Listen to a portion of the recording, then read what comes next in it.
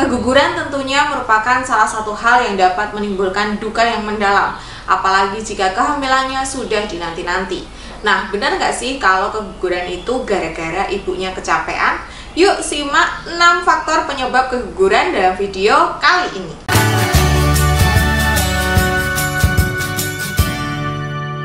Selamat datang di Kriwil Life, ngobrolin kesehatan bareng aku Bidan Kriwil. Hari ini kita akan ngobrolin beberapa faktor penyebab keguguran. Jadi sebenarnya keguguran atau biasa dikenal dengan nama abortus kalau bahasa medisnya itu bukan karena 100% salah ibunya, tetapi ada faktor-faktor lain yang bisa meningkatkan resiko terjadinya keguguran. Yang pertama adalah genetik. Jadi genetik itu bisa diturunkan. Misalnya genetik ayah dan genetik ibu itu kurang baik, maka bisa saja bayinya atau janinnya itu mengalami kelainan kromosom.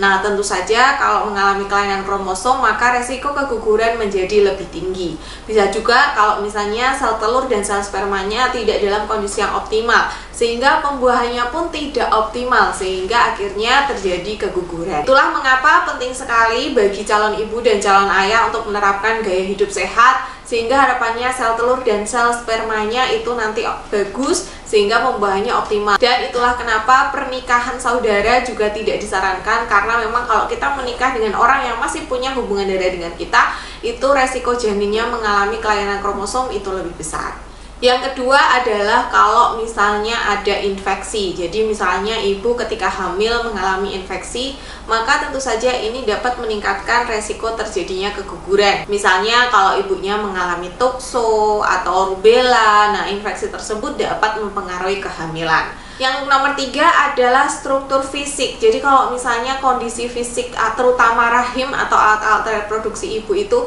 mengalami masalah atau tidak dalam kondisi yang normal strukturnya, maka ini juga akan mempengaruhi penempelan hasil pembuahan ke dinding rahim, sehingga nanti resiko terjadinya keguguran itu jadi lebih besar.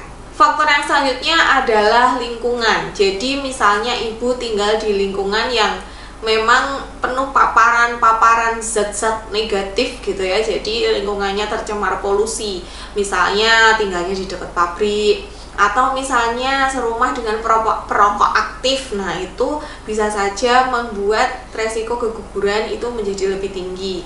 Atau kalau misalnya ibunya lingkungannya itu benar-benar yang stressful, banyak tekanan, sehingga akhirnya ibunya menjadi stres. Kita tahu ketika kita stres, tubuh mengeluarkan hormon stres yang akhirnya nanti dapat membuat pembuluh darah kita itu menjadi menyempit, sehingga aliran oksigen ke janin kita menjadi terhambat, aliran nutrisi menjadi terhambat, dan akhirnya terjadi keguguran. Jadi kalau ibu hamil usahakan bahagia, tidak stres, tidak banyak tekanan, dan tinggal di lingkungan yang bersih, menyenangkan, dan penuh cinta. Faktor yang nomor 5 adalah usia. Jadi memang ibu-ibu yang kehamilannya terlalu muda atau di bawah 20 tahun dan terlalu tua atau di atas 35 tahun itu memiliki resiko komplikasi kehamilan yang lebih besar gitu. Karena kalau terlalu muda organ-organ reproduksinya belum siap, kemudian kalau terlalu tua organ-organ reproduksinya ya sudah tua gitu. Sehingga memang sebaiknya kalau ingin hamil itu di usia reproduksi sehat, yaitu antara 20 tahun sampai 35 tahun. Nah, yang terakhir kalau misalnya dulunya itu ada riwayat keguguran. Jadi ibu-ibu yang memiliki riwayat keguguran itu memang memiliki resiko mengalami keguguran yang lebih tinggi. Biasanya kita kenal dengan abortus habitualis. Kalau misalnya memang sudah seperti habit gitu kegugurannya, sering sekali mengalami keguguran. Nah, kalau seperti ini tentu sebaiknya saat program hamil atau dalam kondisi hamil itu rajin konsul ke dokter, supaya nanti bisa dilakukan tindakan pencegahan, diberikan terapi, diberikan perawatan yang intensif dan pemantauan yang intensif, sehingga resiko keguguran lagi itu jadi menurun. Nah, jadi sebenarnya ketika seorang ibu mengalami keguguran itu jangan langsung dijudge, jangan langsung disalahkan. Emang kamu ngapain aja sih? Emang kamu habis makan apa? Emang kamu habis ngapain? Karena ibu yang mengalami keguguran itu sebenarnya sedang berduka loh. Jangan sampai ibu yang berduka ini ditambahi dengan disalah-salahin. Nggak kamu salahin aja, ibunya itu udah bisa merasa bersalah, guilty, dan sedih kehilangan janinnya. Apalagi kalau misalnya ditambah dengan disalah-salahin. Nah, kalau misalnya mengalami keguguran, maka memang sebaiknya untuk program kehamilan lagi diberi jarak saranku adalah jaraknya 3-6 bulan, sehingga rahim itu memiliki waktu untuk pulih sempurna. Harapannya nanti kalau misalnya ibu dilakukan kuret atau misalnya masih ada sisa-sisa jaringan, dalam rentang waktu 3-6 bulan tersebut rahimnya sudah pulih, sehingga kalau terjadi pembuahan, penempelan hasil pembuahannya itu atau penempelan calon janinnya di dinding rahim itu bisa berjalan dengan baik.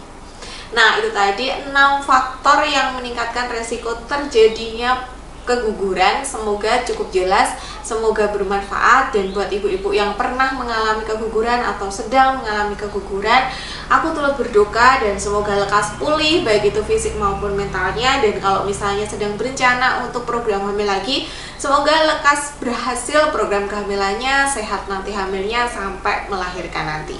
Terima kasih sudah menonton. Buat yang mau cerita-cerita soal pengalaman keguguran, boleh share di kolom komentar. Sampai jumpa di video selanjutnya. Bye!